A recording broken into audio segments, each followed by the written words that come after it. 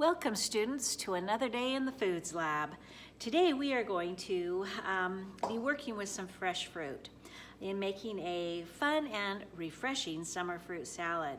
It's going to take advantage of all of the wonderful fruits that are available, especially as we get into the warmer time of the year, into season.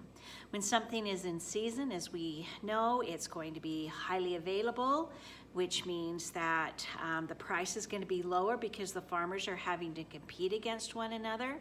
So it's highly available, and here's the kicker. It's the best for you because it's so darn fresh. So this particular salad can use any type of fruit that you have available to you. Listed in the recipe, there are a whole ton of different types of fruits. I just started gathering and I probably have too much. Your recipe tells you need 4 to 6 cups, and I for sure have that. I might need to hold back just a little bit. Previous to this filming or this videoing, I've gone ahead and read through the recipe. I understand it. I have assembled all of my ingredients. I have assembled all of my equipment. I've washed my hands, but I need to do one more thing. And that is, if you are here at school, you need to put on a pair of gloves because we're really not cooking anything. So this is all going to be ready to eat, so we need to protect one another from ourselves, and maybe even ourselves from ourselves, by putting on a pair of gloves. If I had any questions about the recipe, I'd go ahead and get them answered before I begin. Since I don't, I'm just going to go ahead and get started. The first step that we're going to do is assemble what fruits we want to have. And again, we want to have about 4 to 6 cups.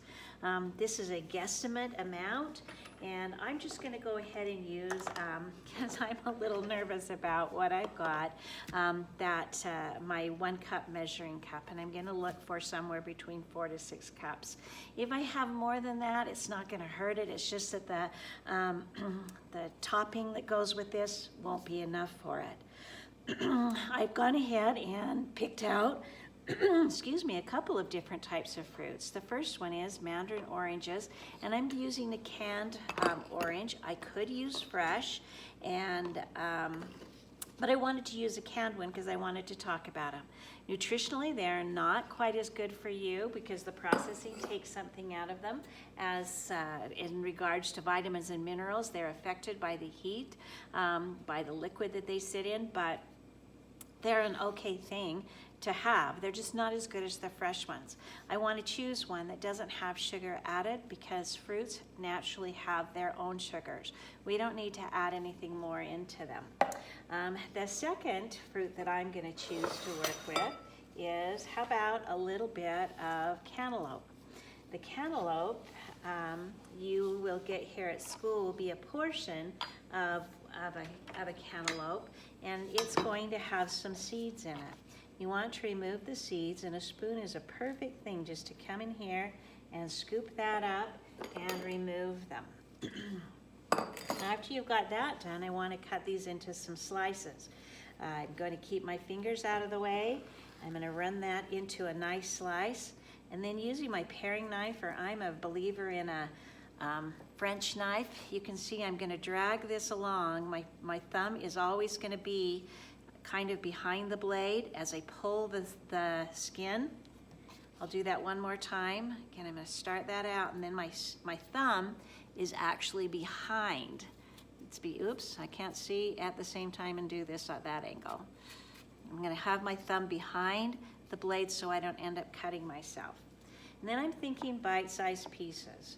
So don't get these big chunks too humongous because they will not be easy to eat that way. I'm going to just kind of chunk these in bite-sized pieces. And then I'm going to put this just in my measuring cup. I want to make sure I don't get too much. All right, so there we've got about 1 cup of fruit, and we're going to put this into our large bowl. The second fruit that I'm going to choose is, let's go with some of these ones up here. I've washed them, and you can use either a hand towel or you can use a paper towel to kind of toss these in here, or you could even, after you put them in here, put them on your towel and then dry them real quick. I'm going to start with the strawberries. I don't know where these strawberries came from, but they are in the category of humongous, don't you think? So I'm going to take these and I'm going to remove the tips, the leaves. I'm going to just chop that off straight. Then I need to get this in bite-sized pieces because these are so big. I think I'm going to have to cut them in half that direction, and then I maybe 2 or 3 slices in this direction. All right, this is going to be a nice strawberry. You know how I could tell? When you've got the color inside right here is red versus white, that means that it's going to have its natural sugars all developed. So let's put in some strawberries again. The size of these strawberries are out of this world. I'm going to go ahead and chop this off. And again, I think I'm going to cut these just depending on your strawberry. I don't like the looks of something. I don't want to put it in my salad. I don't want funky ends and pieces. I'm just going to cut these into, again, the key word is bite-sized pieces. All right. After I've got some strawberries going in there, I almost got a cup of strawberries. Is that crazy or what? I'm going to go ahead and add in some raspberries. Raspberries are one of my favorite fruits. How about you? I like them red or black. Here's 2 cups. Let's go ahead and grab some of my banana. I'm going to remove any dark spots on here, like I've got right here. I don't want to feed that to impress anyone. It looks like it goes deeper than what I've got, so I'm going to just cut out that chunk right there. And then I'm going to cut these into bite-sized pieces, always the key word. Here I'm running into my 3rd cup, and maybe I've got a cup of bananas. I love the color of the dark blues. These are blueberries. This is my 3rd cup, kind of over the top, aren't I? I love the color of those dark fruits. I love blueberries. I love blueberries going on in there, and I also love blackberries. You can get them right alongside the strawberries. Strawberries, raspberries, blueberries, blackberries are super high in vitamin C. I'm going to take my grapes, and I hate having a fruit salad where I go to punch my fork into a grape. Because they're so tight, it'll pop out of my bowl. I'll be embarrassed. So I like to take my grapes and cut them in half. If they're big grapes, especially, this is true. If you've got small grapes, then maybe not so much, but I can't even really comfortably put a grape that size in my mouth without my mouth hanging open. So cutting them in half is an okay thing. If your salad has to sit for a long time, maybe cut your grapes at the very last minute, but if not, then you're good to go. If you're just going to eat it right now. Or again, like I said, if they're small, they're good to go ahead and leave. I'm cutting them from the tip where the stem was at to the end of it. That way then no one really sees the little dark spot where the grape was attached to the stem. And again, these are just any fruits that happen to be available. I could go ahead and use that strawberry. Maybe I didn't like that grape. It's kind of mushy. I don't want to use mushy fruit. Lots of goodness here. Fiber, vitamin C, vitamin A, lots of antioxidants. Each one of these colors has associated with it certain nutrients, and so getting a variety of them is a cool thing, getting a whole lot of colors. Okay, that puts me into my 4 cups right there. I think I'm going to go ahead and stop right there. Maybe if I'm at home and had a little more time, I would carry on, but let's go on with this demonstration. So I've gone ahead and done step number 2, which is to cut the fruit into bite-sized pieces, and I've placed it in my large mixing bowl. This 3rd thing that I'm going to be doing is working over here on the stovetop, and I'm going to be toasting some coconut. This is just shredded coconut that comes in a package at your store. I've got some medium heat going on with my frying pan, and I know this sounds weird, but we're going to toast this. we usually associate toasting with a piece of bread in a toaster, but you can toast a lot of things, and that's just taking and turning this a little bit brown. I heated up my pan over medium heat, and it's ready to go. And I'm starting to see some browning happening. I've got to keep this moving, or the bottom layer is going to have the toast happen to it, and the top layer is going to be all white, and I won't know that the bottom layer maybe is even burned. So I'm can you see how I'm flipping this up? Lifting and flipping, lifting and flipping as I toast this coconut. When it's about 50% of that coconut is golden brown. Ooh, now we're starting to move here. When 50% of it's golden brown, then I'm going to take it off the heat. But I can't leave it in the pan because the pan is still very hot. I need to get it out into something else. And I think, just to save a dish, we're going to go ahead and put our toasted coconut back into the little bowl that it came from. You're going to have to, or you can take and buy toasted coconut, but look how hard it is. And you can pay someone to do this, seriously? There are a lot of things that you can toast. You can toast different types of your nuts, like almonds, you'll maybe toast them. You can toast things like breadcrumbs to get a more caramely color on maybe if you're doing some shrimp or maybe some chicken nuggets. All right, I'm looking for that color of my cupboards, that color, that caramel color, and I am 10 seconds away from calling it good. All right, I can smell the coconut. This is going to be a garnish we're adding to it. That looks pretty good. I'm going to hold that up right here. Can you see that toasting? But I got to hustle. That's all the look you get, because now I got to get it out of the pan and get it into something that's cool, or it will continue cooking and maybe burn. All right, that's step number 3 in a nutshell. Step number 4 is something we've already done, at least in here, and that is we're going to take and work with some whipping cream. And we are going to whip the cream until it gets to a stiff peak. And it's a certain stage of whipping cream that we're going to. I've got my electric mixer right here handy. I've got my beaters, which are always a trick for me to get in. I don't know. How can somebody be cooking food all the many years that I have and have such problems with putting in the beaters? And I think I worked myself up into a froth about it. All right, I've got my beaters in. Now I'm going to plug it into my electric outlet. And I'm all ready. I'm going to grab my whipping cream. It's going into my bowl that's nice and thick. This is milk's fat. And as it gets beaten, it holds on to air. That's the trick of the day. And this is called whipping, to add air. You have to use the small bowl. I'm going to go ahead and turn this up and get this going as fast as I can. I've got a power boost right here.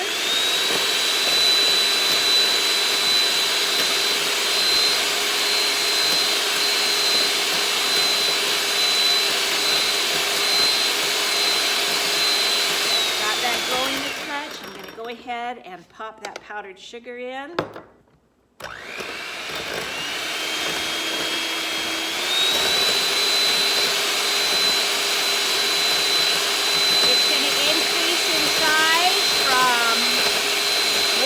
Of a cup to about a good half cup, so it's getting bigger. I'm slightly going on the corners, get all of it down so it submerged with my electric mixer.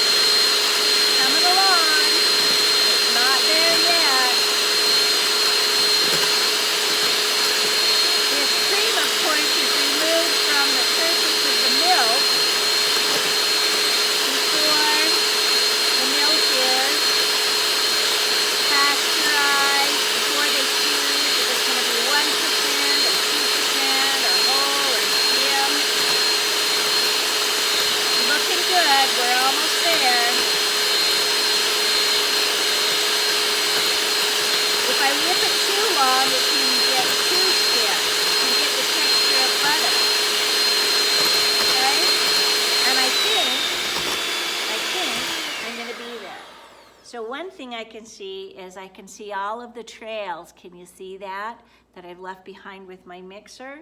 And when I lift out my beaters, let's see if you can see that at home. When I lift them out, they are holding their shape. They go right straight up, like stiff, like a mountain mountain top or peak. So stiff peak is what we're looking for, and that's good. Step number 6 says get rid of your electric mixer. You, of course, at this point know to wash this down with a wet washcloth and wipe the cord around it, keeping it in good shape. I think that I can basically tap, tap, tap and get my whipped cream off. If you'd like to get your knife out and scrape more off, you can, but that looks pretty good to me. The next part says we're going to be taking and putting in some fruit-flavored yogurt, a half a cup. And I happen to know that Go-Gurts, each one of these is a 1/4 of a cup. So we're going to take and put 2 Go-Gurts in. And I'm just going to squish that out. Looks like I got a mixed berry. I wonder what my other flavor is. It looks like it is also a mixed berry. That's good. They're both the same. All right, take this right here and squish that all the way out. Squish it all the way out. Nobody's taking and putting this to their mouth, at least not yet. All right, then it says that we're going to fold this in with our whipped cream, and you know how to fold in, up and over and around. We just took all that time beating that whipped cream, whipping that whipped cream, getting the air in it. We don't want to take and pop all our little air bubbles and have it go out. We'll go around, across the bottom and over, around, across the bottom and over. And we'll do this gently until we have all of that combined. I don't want to see any streaks of whatever your fruit flavor is. So we've done whip, we've done stiff peak, now we're doing the folding in. Okay, this is a very, very pale purple that I'm seeing from my end. And the next spot is to take this whipping cream now and put it into the fruit. So I'll take this with my wooden spoon. Could you use your flexible spatula? Yeah, but I don't think it will work as good. So we're gonna go ahead and scrape that out. And then we're gonna do that fold-in process too. I'm cheating a little bit by spreading it across the top, and I'm gonna fold up and over. We're gonna see all these fruits, these beautiful fruits coming to the surface. And they're gonna have a nice smooth coating of this mixture on top of it. Now this is gonna look a little bit messy. I don't wanna stir this like crazy because my fruit's so fragile. I'm gonna stir this until I can see that my fruit's all the way covered, but I don't wanna carry on too long. And when you serve it, you're gonna put them just into some little serving bowls. Everyone's gonna have a little bowl. For sake of my demonstration, I've just got one of my serving bowls out. If I was serving this at a dinner or something, I would put that in a bowl. I'm gonna pop all of my fruit here. I'm gonna try not to get that whipped cream mess on the side of my bowl. Better to aim all for the center and then spread it out gently. And yum, yum, yum. Let's go ahead and pop that out just a little bit. Then I'm gonna take my toasted coconut and I'm just gonna sprinkle that across the top. You'll need the rest of that on your individual ones. But that, my friends, is a refreshing summer salad full of lots of good fresh fruit that's gonna fill our bodies with lots of wonderful nutrients that it needs in order to be healthy, happy, and strong. All righty, we'll see ya. Enjoy. Bye-bye.